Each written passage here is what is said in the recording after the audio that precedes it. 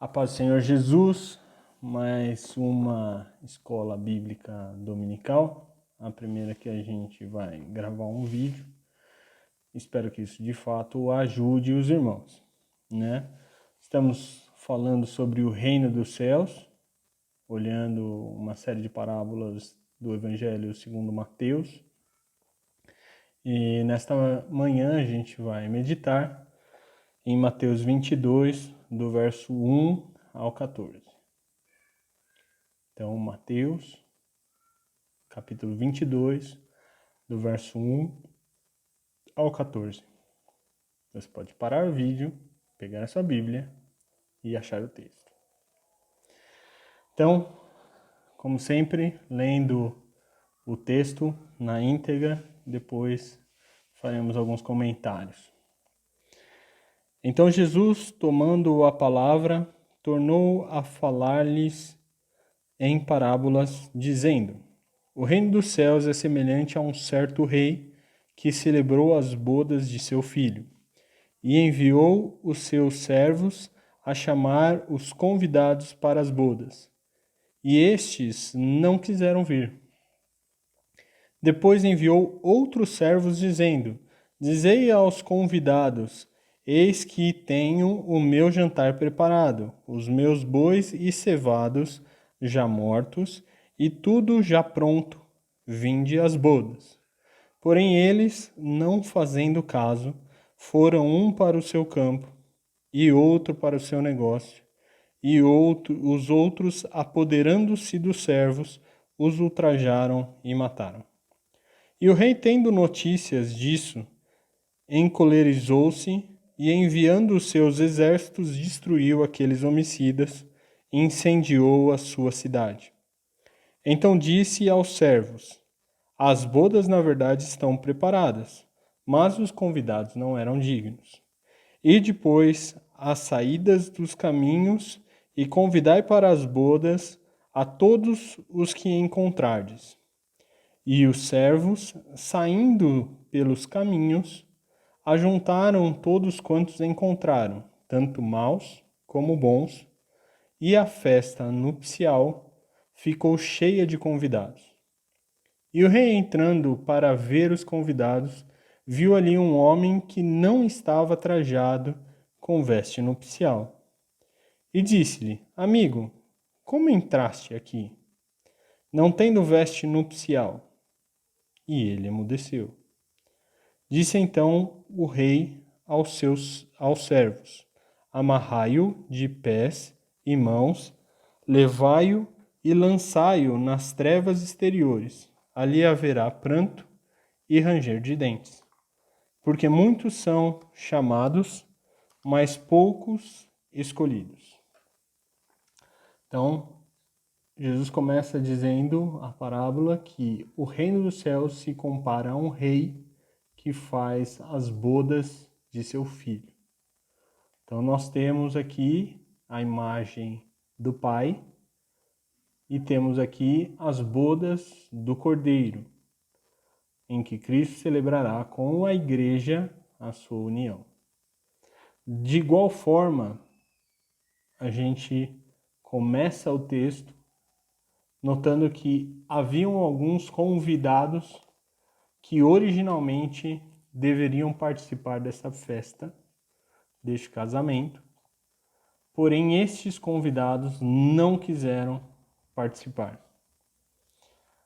O rei insiste nessa ideia, continua transmitindo a sua mensagem, o seu convite, mostrando que todas as coisas já estavam preparadas, que já havia havido um sacrifício, matado os animais e todo o jantar estava pronto, a festa estava pronta e que necessitava dos convidados. Mas os convidados não se importaram. E cada um foi fazer as suas coisas e alguns se apoderaram dos servos enviados pelo rei e os mataram. Quando nós começamos a olhar esse texto e nos deparamos com essa ideia das bodas do cordeiro, obviamente nós vamos também nos lembrar de Apocalipse 19. Então, peço aos irmãos que abram Apocalipse, capítulo 19, verso de 7 a 9. Ele diz assim: regozijemo-nos e alegremo-nos e demo-lhes glória, porque vindas são as bodas do Cordeiro, e já a sua esposa se aprontou. E foi-lhe dado que se vestisse de linho fino, puro e resplandecente, porque o linho fino são a justiça dos santos. E disse-me: escreve, bem-aventurados aqueles que são chamados à ceia das bodas do Cordeiro. E disse-lhe: essas são as verdadeiras palavras de Deus. E então João, na ilha de Patmos, tem essa visão no Apocalipse, falando, depois de haver a queda da Babilônia, haveria então a celebração das bodas do Cordeiro. É interessante que no texto nós vemos como poderiam ser essas vestes nupciais descritas lá em Mateus, a qual de fato quem não estivesse, note que chama muito a atenção. Versículo 8 do capítulo 19 de Apocalipse, ele vai dizer: e foi-lhe dado que vestisse de linho fino, puro e resplandecente, porque o linho fino são a justiça dos santos. Imagina uma festa em que você entra de noivado, todos estão vestidos de linho fino, então são brancos, são puros, estão como uma roupa nova branca que ela é até mais brilhante, e de repente um dentre todos aqueles não está de branco. É fácil, né, notar essa pessoa que parece um intruso, parece um diferente, parece que não é um pertencente àquela situação, àquele casamento. Quando nós voltamos, então nos deparamos que a ideia é sobre os convidados originalmente para a festa que rejeitam. Eu me lembro de João, do Evangelho de João, capítulo 1, verso de 11 a 13. Então, Evangelho de João, capítulo 1, verso 11 a 13, diz o seguinte: veio para o que era seu, e os seus não receberam. Mas a todos quantos o receberam, deu-lhes o poder de serem feitos filhos de Deus, aos que creem no seu nome, aos quais não nasceram do sangue, nem da vontade da carne, nem da vontade do varão, mas de Deus.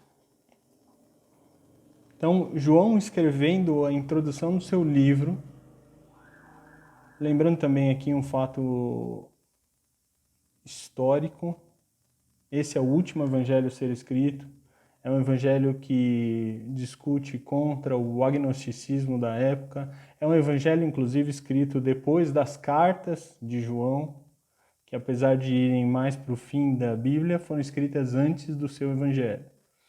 Estima-se que ele estava na ilha de Patmos, já velho em idade, escrevendo esse evangelho. E ele começa dizendo sobre o verbo que se fez carne, o verbo que encarnou, que era Jesus Cristo, o Filho de Deus. E ele chega num determinado momento dizendo isso: olha, ele veio para os seus, mas os seus não o quiseram. Os seus o rejeitaram.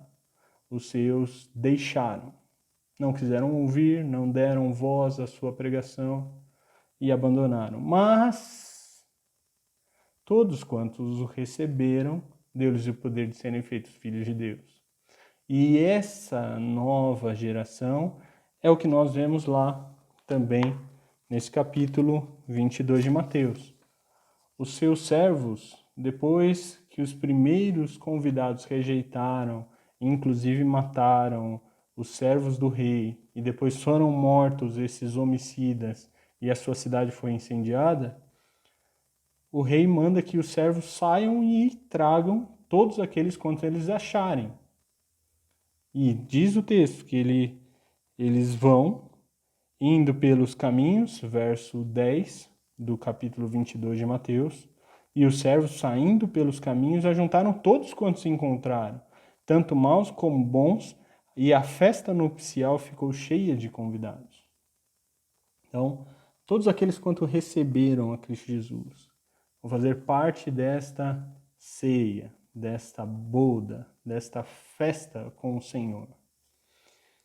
E aí, nós vemos uma coisa interessante que foi me destacado por duas pessoas depois da última aula que nós tivemos, que é um texto que está em João 21, fim então do Evangelho de João, João capítulo 21, verso 20 a 22, depois que Jesus se apresenta novamente e eles comem com Jesus à beira da praia, e Pedro é indagado por Cristo a perguntar se ele o amava verdadeiramente, então que ele apacentasse as ovelhas do Senhor.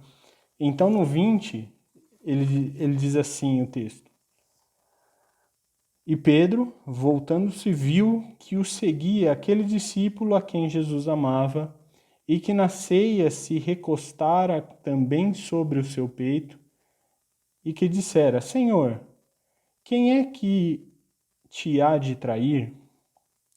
Vendo Pedro a este, que se recostara, o discípulo amado, João, disse a Jesus: Senhor, e deste, que será? Porque Jesus tinha predito a morte e como seria a vida de Pedro dali para frente, nos versículos anteriores. Os irmãos podem dar uma olhada no versículo 18, versículo 19 desse mesmo capítulo. E Jesus responde no 22, disse-lhe Jesus: Se eu quero que ele fique até que eu venha, que te importa a ti? Segue-me tu.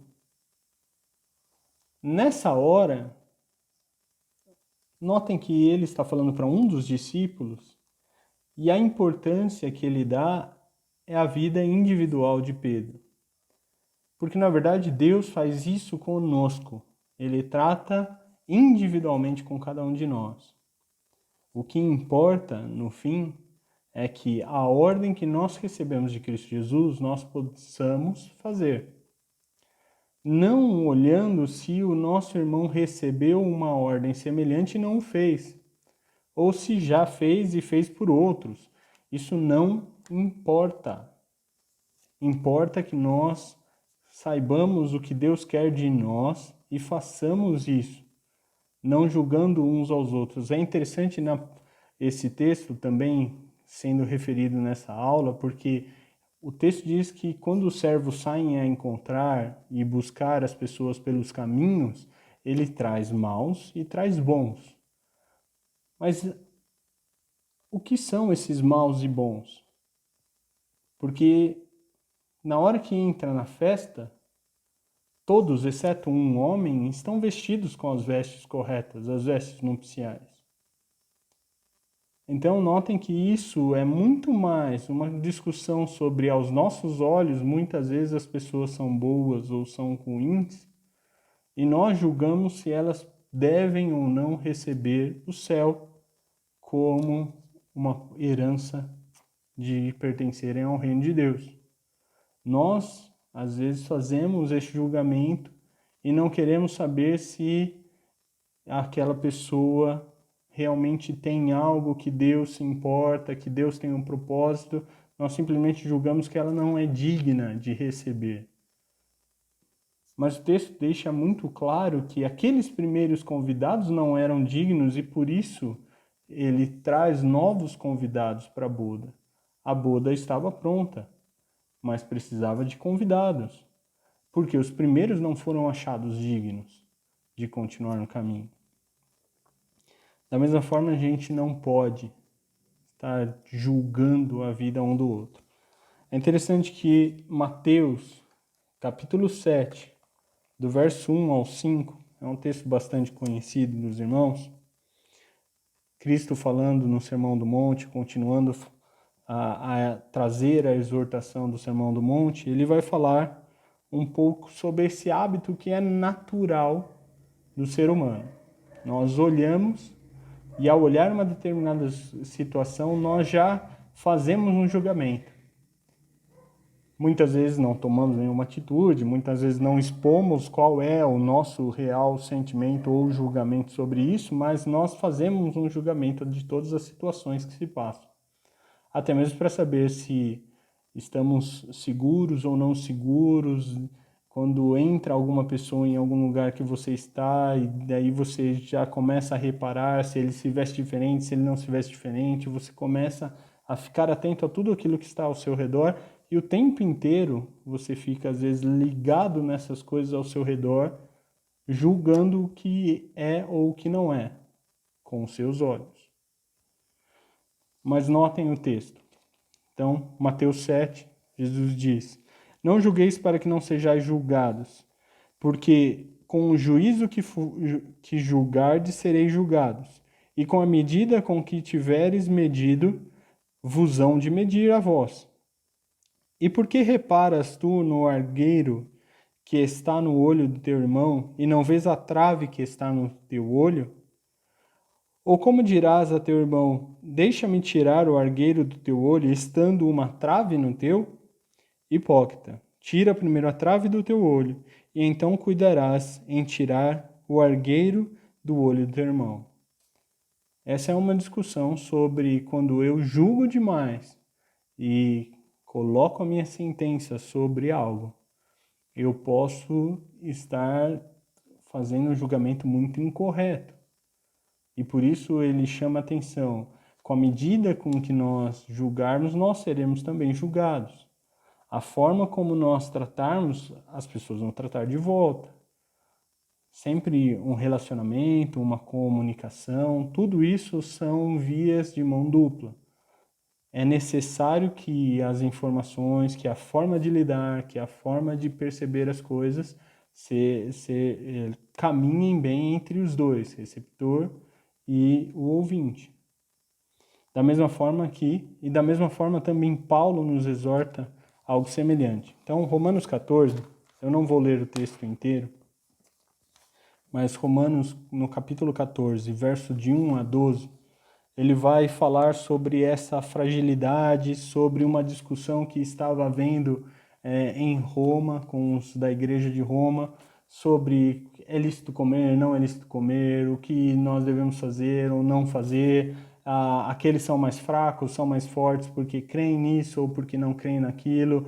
Eu peço aos irmãos que realmente olhem esse texto, pensem um pouco, reflitam sobre ele, porque ele é um texto também que vai trazer a mesma ideia. E no versículo 4 e 5, ele também fala algo semelhante ao do Sermão do Monte. Diz: Quem és tu que julga o servo alheio? Para seu próprio Senhor ele está em pé ou cai, mas estará firme, porque poderoso é Deus para o firmar. Um faz diferença entre dia e dia, mas o outro julga iguais todos os dias. Cada um esteja inteiramente seguro em seu próprio ânimo. Quando eu leio esse texto e eu relembro dele, porque muitas pessoas já falaram sobre esse texto para mim, e ele fala um pouco sobre essa ideia de que a nossa vida, se nós estamos firmes ou se nós não estamos firmes, não é algo que depende tão somente de nós.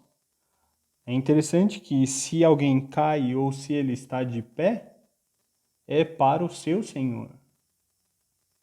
É para aquele que o chamou a fazer o trabalho. É para aquele que o paga, para aquele que retribui as suas ações. E ele diz na sequência disso: mas ele ficará firme, ele estará firme, porque poderoso é Deus para o firmar.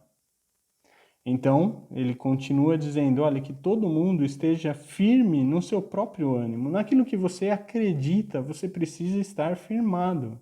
Você não pode ficar variando e indo com as suas emoções, situações, o que as pessoas falam ou não falam. Você precisa estar firme sobre aquilo que você verdadeiramente crê. e aquilo que você verdadeiramente aprendeu de Deus. E no verso 8, ele vai dizer o seguinte: porque se vivemos, para o Senhor vivemos. Se morremos, para o Senhor morremos. De sorte que ou vivamos ou morramos, somos do Senhor. No fim, o que vai importar é que nós pertencemos a esse Senhor. Este rei que está fazendo a boda do seu filho, este rei que está convidando para que façamos parte de uma festa. Esse rei, ele tem o senhorio sobre as nossas vidas, e independente se nós estamos vivendo ou se nós estamos morrendo, para o Senhor nós estamos fazendo todas as coisas. Para o Senhor nós precisamos fazer o nosso melhor, porque é isso que importa. Voltando lá ao texto, eu quero falar só mais uma coisa que chama atenção, também era do fim do texto da última aula. Ele vai dizer, porque muitos são os chamados, mas poucos os escolhidos. E quando a gente se depara com esse texto e fala sobre a escolha, sobre eleição, sobre pessoas que elas estão como se fossem diferenciadas das outras, notem que muitos são chamados. Porque o Senhor diz na sua palavra que Ele não voltará a segunda vez antes que todos ouçam falar de Jesus. Todos tenham recebido a palavra e este chamamento a fazer parte da família de Deus, da festa das bodas do Cordeiro. Então, Ele não virá antes que todos tenham recebido isso. Mas Ele fala, nem todos vão querer participar. E essa é a parte do texto. Mas poucos eles estão escolhidos. E alguns textos que vão dizer sobre isso. Romanos 8, 33, a primeira parte diz, quem tentará acusação contra os eleitos de Deus? Pois é Deus que os justifica. Colossenses 3,12 vai dizer, revesti-vos, pois, como eleitos de Deus, santos e amados. 1 Pedro 1,2, eleito segundo a presciência de Deus, ou seja, Deus conhecendo todas as coisas, Ele nos chama de eleitos. Ainda na primeira carta de Pedro, ele vai escrever no capítulo 2, verso 9, vós, porém, sois raça eleita, sacerdócio real, nação santa, povo de propriedade exclusiva de Deus. E Apocalipse 17, verso 14, ele vai dizer, pelejarão eles contra o Cordeiro, e o Cordeiro vencerá, pois é o Senhor dos senhores e o Rei dos reis. Vencerão também os chamados, eleitos e fiéis que se acham com ele. Então, eu quero que fique muito claro para os irmãos nessa mensagem que Deus não está dizendo que vai jogar alguns para fora ou para condenação eterna porque Ele quer assim, mas porque as pessoas não querem se achegar. Porque elas, recebendo o convite, não estão escolhendo a Cristo Jesus. Nós vamos finalizar as aulas sobre o Reino dos Céus e, obviamente, como a gente sempre fala no fim de toda aula temática que possui mais de uma lição, a gente não consegue exaurir todo o conteúdo. Ainda existem muitas coisas que poderiam ser exploradas. Até mesmo nesse próprio texto, existem perguntas que eu não vou responder e não importa se vocês venham a fazer elas depois, porque eu não tenho uma revelação sobre as suas respostas. Exemplos. Quem são os primeiros convidados? Como a comida não se estraga nessa festa? Dada a demora a começar as bodas. Só como um lembrete, uma recapitulação. Existe um primeiro convite. Passa um tempo, ninguém vem. Existe um segundo convite. As pessoas negam de novo, matam os servos que tinham feito o convite. Aí o rei recebe essa notícia. Ao receber a notícia, ele convoca o exército dele, manda que matem os que eram homicidas, aqueles que mataram seus servos. Eles incendiam a cidade.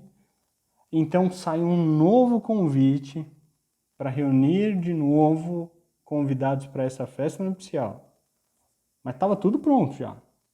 Não tem como responder isso aí não. De onde os convidados chamados depois tiveram tempo para colocar as suas vestes nupciais? Da onde eles tiraram as vestes nupciais? Como entra aquele homem que não tem a veste correta? Quem é esse homem? Por que ele é lançado amarrado? Sabe, existem muitas perguntas e muitas indagações sobre alguns textos e que nós não temos a clareza sobre a sua resposta. Por isso eram parábolas, eram sinais, eram formas de se comunicar que não são claras inicialmente. E eu não tenho essas respostas. Talvez vocês tenham. Se tiverem, podem compartilhar também. Mas notem que o importante é sempre nós buscarmos viver aquilo que nós já entendemos da palavra do Senhor. Aquilo que nós já temos aprendido do Senhor. Aquilo que nós temos verdadeiramente vivenciado nas nossas vidas e geraram marcas no nosso ser. É isso que nós precisamos passar em frente, é isso que nós precisamos mostrar, é isso que nós precisamos transmitir aos outros. E nessa parábola em específico, eu quero que você saia com essa mensagem. Nós fomos convidados, não como os primeiros convidados, mas como aqueles que depois dos primeiros terem rejeitado, o convite chegou às nossas vidas. Da mesma forma, nós precisamos também convidar outras pessoas para que eles possam também, ainda enquanto é tempo, chegar à família de Deus e poder participar das bodas do Cordeiro, porque bem-aventurados são aqueles que são chamados à ceia das bodas do Cordeiro, como nós lemos em Apocalipse 19, verso 7, 8 e 9. Que o Senhor abençoe os irmãos. Se tiverem perguntas, podem mandar no meu privado e podem me ligar e nós podemos conversar, porque é importante que nós entendamos a palavra do Senhor e ela faça uma transformação no nosso ser. Que o Senhor